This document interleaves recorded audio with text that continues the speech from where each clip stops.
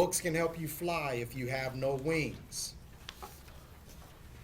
Books can sail you around the world if you have no boat.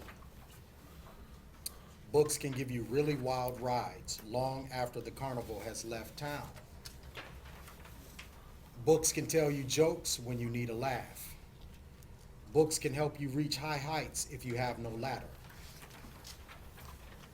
Books can give you a lift when you need a ride. Books can get you back on track when you're off track. Books can make you cool when others think you're weird. Books can help you escape when you're in the midst of madness. Books can give you light when it's dark. Books can be your friends when no one else is around. Books can open locked doors when you have no keys.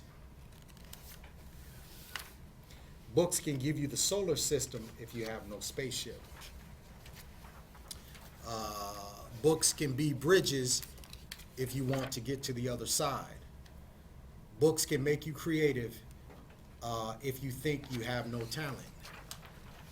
Books can increase your capabilities if you want to improve your worth. Books can unify you if you want to work as a team. Books can be treats when books are all you can think about. Do we have a lot of book gobblers in here? Any book gobblers? Oh, okay. Yeah, I'm one. Okay. Avid readers. Books can help you up after you've fallen down. Books can do amazing things. Thank you.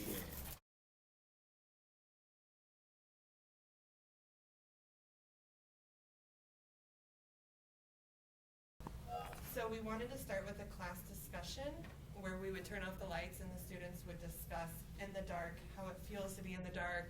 If you feel like you have options to get out, maybe relate it to outside of school stuff too, like what kind of feelings do you have when you're in the dark? Do you ever feel trapped or scared? And then we would turn on the lights and discuss how books can help you get out of that feeling. And we would have made scratch cards. You can make like the paint that you paint on scratch cards. They can scratch it off with a scavenger hunt to go through the library and answer the questions like what can make you feel better when you feel like you're trapped in the dark, and you scratch it off and it says books. And then more in-depth questions like what kind of books could you use if you feel like this, and it might say nonfiction books, and they'd go to that part of the library and find a book that they were able to. And so then you would identify the books that they picked Yeah. that would help them deal with the feelings of being in the dark. Wow, that's very good.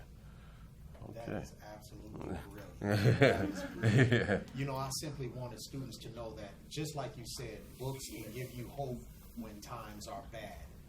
Brilliant. Wow, that's good. Yeah. Yeah, okay.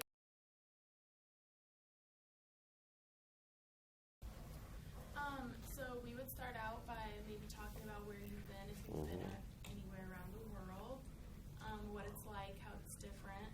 And then we went ahead and just chose a book. You could choose any book, but we chose, Are We There Yet? And it takes place in Australia. So we would read the book and then use a map to talk about where Australia is in comparison to where we are and what the differences were. And then we just listed some possible activities, like you could make a brochure about a place, or you could write about a family vacation, or you could plan a trip somewhere. Basically just getting them used to looking at a map and how books can show you different places. Excellent, excellent.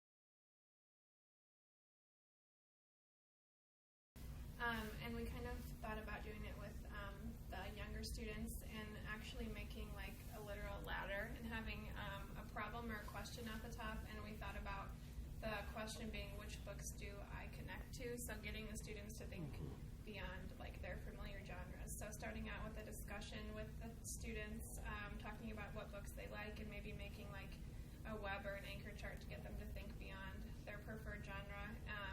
Getting kids to go to the library, and then having like each rung of the ladder be a different genre that we want them to explore. And then at the end they get to share the books that they connected with, and then like incorporating read aloud experiences with the books that they chose.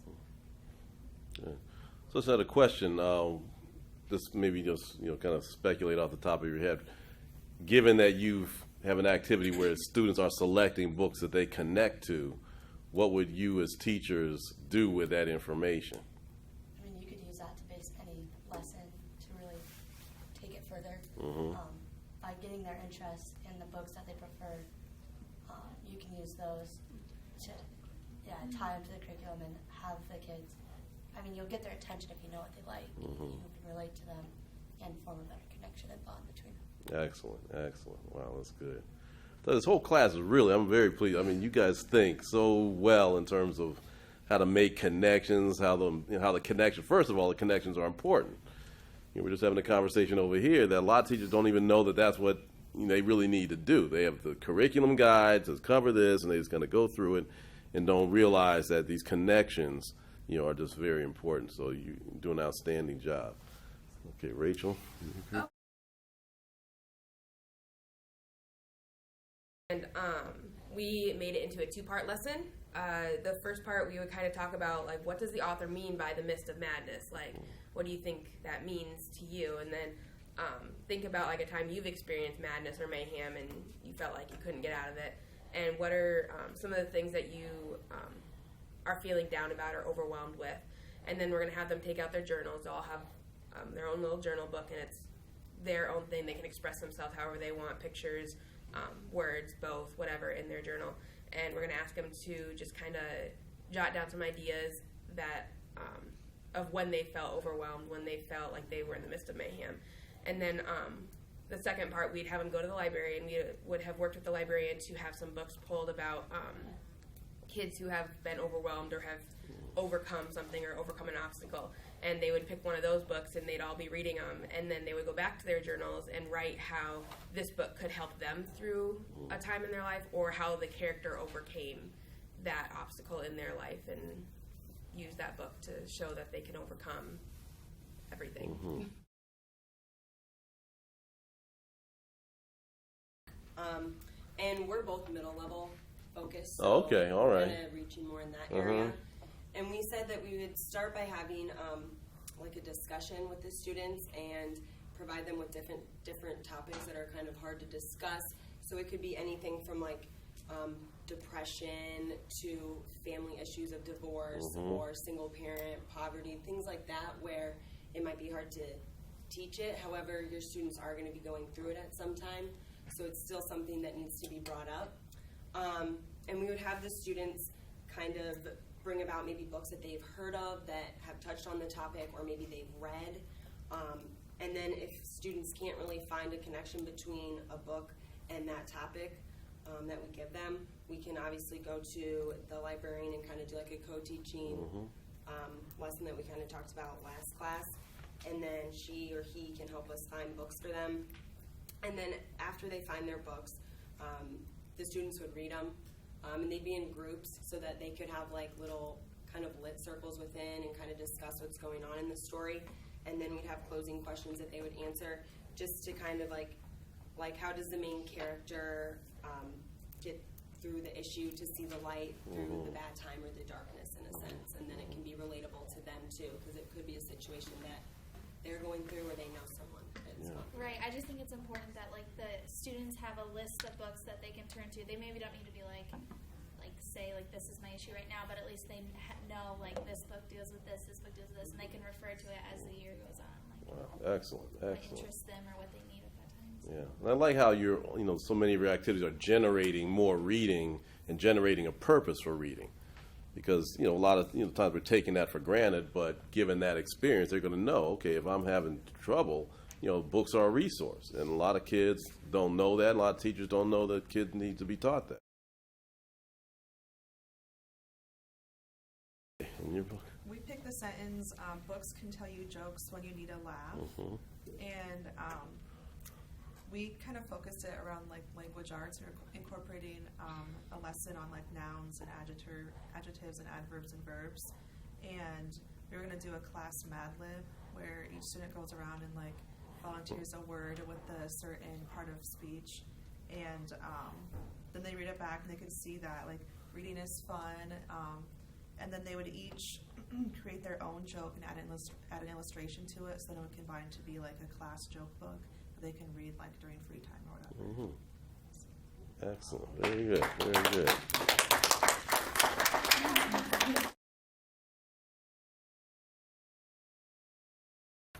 So the remainder of the time, you had prepared, your own connections.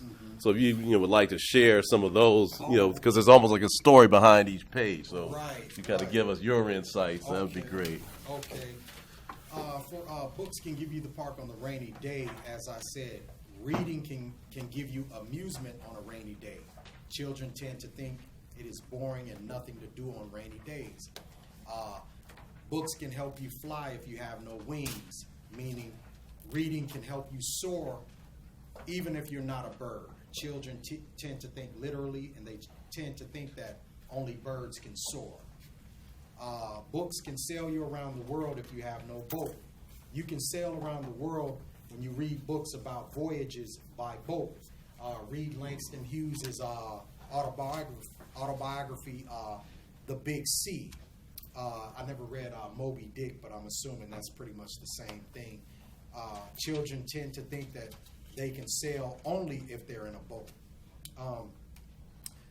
Books can give you really wild rides long after the carnival has left town, meaning you can experience really wild experiences long after carnival season by simply reading certain books. Typically, children get the message and the example that they can only get wild experiences through alcohol and other drugs in society, pretty much, and other non-productive things. Books can tell you jokes when you need a laugh. Obviously, reading joke books, reading can make you laugh when you want to laugh. I won't expound. Books can help you achieve high heights if you have no ladder, meaning reading can take you to the very top, even if you have absolutely no support system, no group. Books can give you a lift when you need a ride, meaning reading can lift your spirits when you need a fun experience. Books can get you back on track when you're off track, meaning reading can get you back focused when you've lost focus. Books can make you cool when others think you're weird, meaning reading can prove to you that you're okay. It can validate you as people who don't have a clue are saying you're strange. Let me. I was curious where that particular motivation to include that concept came from. That's very important, I think. Yeah, reading is obviously cool, and a lot of times people are going to say, consider readers very weird and stuff like that. Yeah, call them nerds and stuff Yeah, like they that. call them nerds, obviously. And reading different books and stuff like that is validating you and telling you that all your interests are cool, especially when they're healthy and stuff like that. So you might not have you might have fictional characters who are saying, reading is cool, being a vegetarian is cool, or whatever. And everybody in your neighborhood might be calling you weird. You're not cool if you don't drink, but this character in the book, he doesn't drink. Yeah, so they for provide the validation for the choices that you made. Yeah, that's right. Books can help you escape when you're in the midst of madness, meaning reading can help you block out insane or chaotic environments while you're of insane environments, just in case you're stuck in it, as a child or a teen. Books can give you light when it's dark, meaning reading can give you hope when times are bad. Books can be your friends when no one else is around, meaning reading can keep you company when you're alone. Books can open locked doors when you have no keys, meaning reading can create opportunities for you when opportunities seem impossible. Just a couple of more. Books can give you the solar system if you have no spaceship. Reading can enable you to experience the universe even if you're not an astronaut. Books can be bridges if you want to get to the other side, meaning reading can give you an understanding and an appreciation for everyone different from yourself. Books can make you creative if you think you have no talent, meaning reading can bring out your talents and make you creative no matter how uncreative you think you are. Books can increase your capabilities. This is my favorite. Books can increase your capabilities if you want to improve your worth, meaning reading can improve your abilities or multiply your abilities, which will make you more financially valuable, romantically valuable, and more valuable in other ways. Books can unify you if you want to work as a team, meaning reading can bring people together by giving them a common knowledge, which would give them a common understanding or a common goal, which would have them working together. Books can be treats when books are all you can think about, meaning books, which are nothing but bounded information, can be highly prized when you are one of those people who are intelligent enough to value information. Last two, books can help you up after you've fallen down, meaning books can pick you up. Books can pick you up if you've fallen into a bad rut in life. And books can do amazing things, meaning reading can work wonders. Mm-hmm. Yeah. Thank you. So you're welcome. And what's also very interesting, so it's almost like an implied reading list in so many of those pages, because once you want to pursue that idea, there's a set of books that illustrate that idea. Jesse? I have a question for you, Supervisor. In today's classrooms, as teachers, especially elementary teachers, we feel the pressure to teach to the test per se. That's a term we use in a lot of our classrooms, is something to avoid. But unfortunately, the school districts haven't really hopped on that boat that our professors have in teaching us to avoid that. And they really push those standardized test scores. Where I'm getting at with this is, I feel like we've lost opportunity to teach our kids imagination. And most of the things that you've said in this book require imagination. What are your tips and maybe ideas to incorporate that imagination back into the classroom, even though we're losing that recess time and we're losing that time to let our children play and discover things on their own? Well, you know what? I think you guys came up with brilliant classroom activities just doing these activities, and I think that could do it. I mean, those were brilliant ideas, brilliant activities, and I think that could kind of,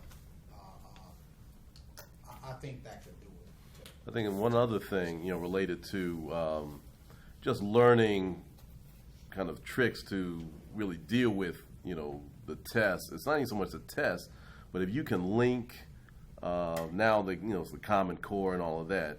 But if you learn what the Common Core asks for, I'm sure that you can find elements in there that connect to just what you've done. I mean, if you really break it down, and you call it imagination, but they're cognitive skills related to your activities. They're literary competencies related to your activities. You're using the darkness as metaphor, and then you're using turning out the light to have literal darkness. And you're using all kinds of literary skills that are implied in this very imaginative activity. You just kind of have to go back into the core, find out, okay, where do these skills get named, and before you start your lesson, kind of list out. So it's instead of, I think some people get the attitude there's nothing you can do, and they just get resentful and they get angry. But if you really look at it, it's really the breakdown of skills and competencies that any good teaching has to have. So, in your lessons, you had a lot of skills in there that I'm sure if you just took the time to go through the Common Core, you could identify those things. And if somebody has an issue with what you're teaching, boom, there's a Common Core. And that kind of keeps them quiet. And I just wanted to say that if your hands are completely tied, just read to them. There are so many brilliant children's books out there. Hooray for Different Doofer Day.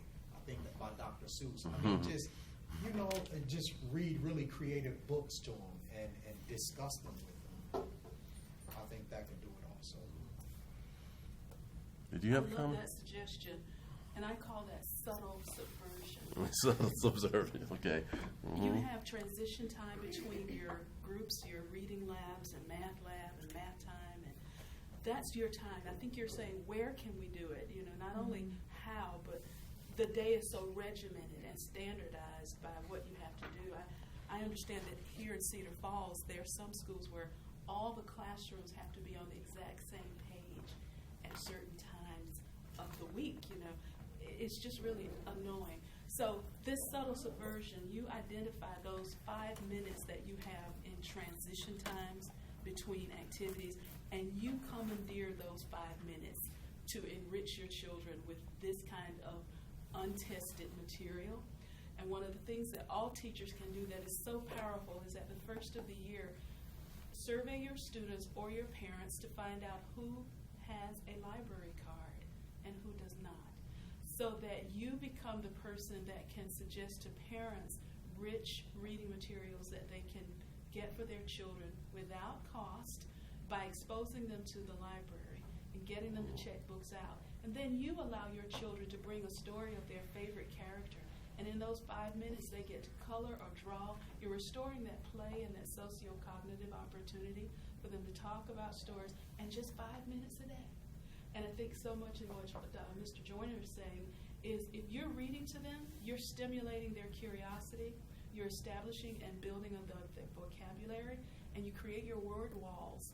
And you bring those word walls back again and again, pointing to them, saying, remember we read click, clack, duck, whack, you know? And you're getting all of those repetitions in there that are important for them. You're getting those sounds in there, you know, and brown bear, you know, and you extend on that. Move them from bears to other. Decide you're going to do animals for the month of September, you know, building on brown bear. Decide you're going to do spooky animals and fear with Goodnight Moon, building on that. So subtle subversion is the key. You are the power source once the door is closed, no matter what the standard or the Common Core, or No Child Left Behind, which is leaving every child behind. So you decide and use your power with those few minutes that you have between transition, and to give them, because it doesn't take a lot. It doesn't require a 20-minute lesson.